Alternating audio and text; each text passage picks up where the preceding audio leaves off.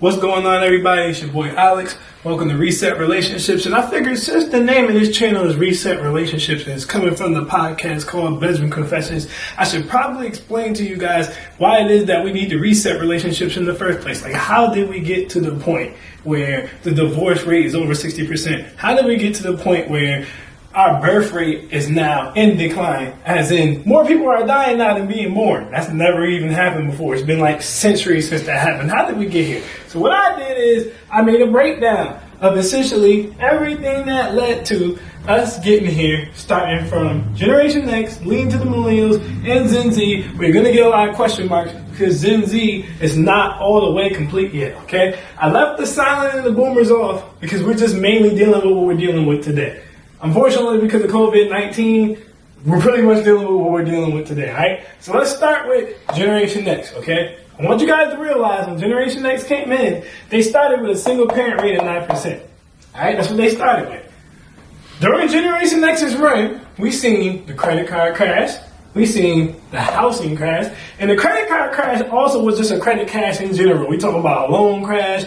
The whole market, anything that had to do with credit, crashed during this generation. The social services programs of the 1960s came mainly during Generation X, all right? At that same time, there was the big feminism movement that was going on now that started with the silent generation, but it passed during that same social services movement, so it still mainly affected Generation X. So what did we start to see a lot of? You don't need a man because of this.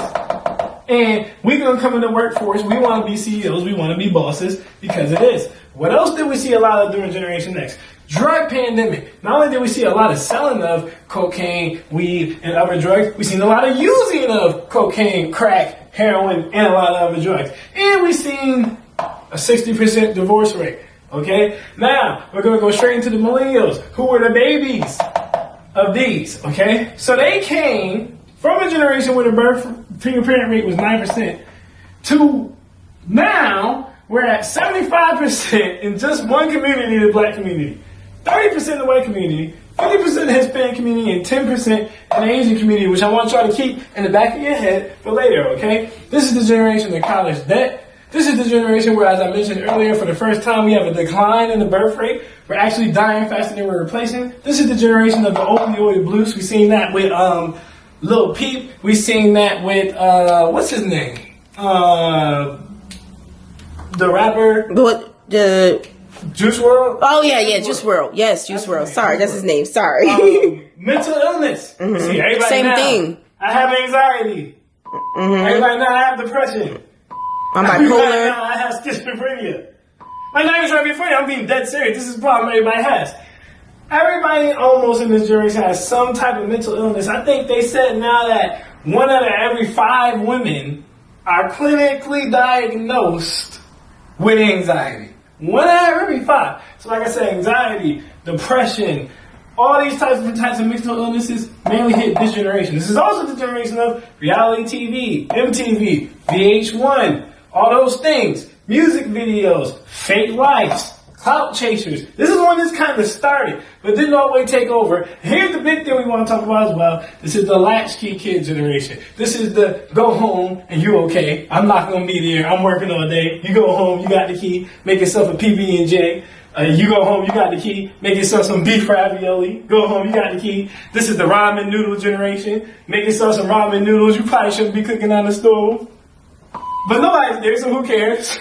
Then we have Gen Z, which is the result of the millennial generation. Gen Z is the social media generation. They on TikTok dancing everywhere, in the middle of the street, dancing with old people, dancing with young people, dancing with everybody. YouTube is TV for them. Everything is social media for them. Instagram, Twitter, they're on all that. Single parent rate, we don't know yet. We have no idea, right? But if we're to follow this trend, I don't really want to see it, okay? COVID-19, these are the babies of COVID-19. They've been walking around with handkerchiefs on their face for half their life.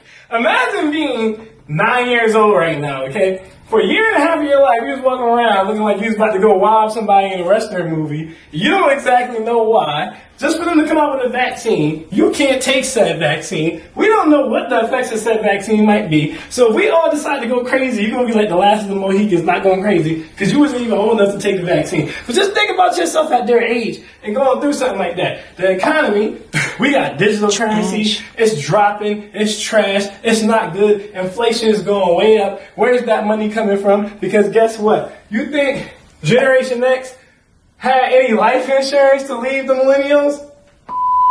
They ain't do that. Do you think Generation X had college saving funds to pass over to the millennials?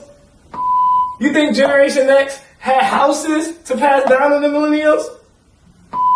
They ain't have that. You think Generation X had good credit to help the millennials get houses and cars? They didn't have that. You think Generation X had examples of good families to show to the millennials? They ain't have that. You think Generation X had a non-addictive personality or could teach having a non-addictive personality or could it teach avoiding drugs to deal with problems to millennials? They couldn't teach them that. So, with all that being said, if we're just going off of the laws of human nature here, we would assume you think the millennials are going to be able to stop Gen Z from getting into college debt. Do you think the millennials are going to be able to stop Gen Z from this declining birth rate?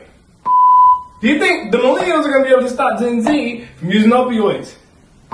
Or having mental illnesses? Or watching reality and BET? They already on social media. Or from being latchkey kids? Or from chasing clout? Or not destroying the economy?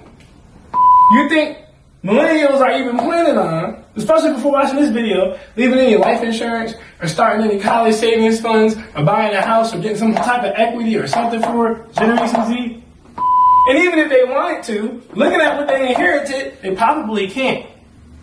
So what I'm trying to paint to you guys is, we need to reset relationships because there has to be a reset in this country. We have a trend of more problems coming up. I want you guys to realize none of these things have been solved.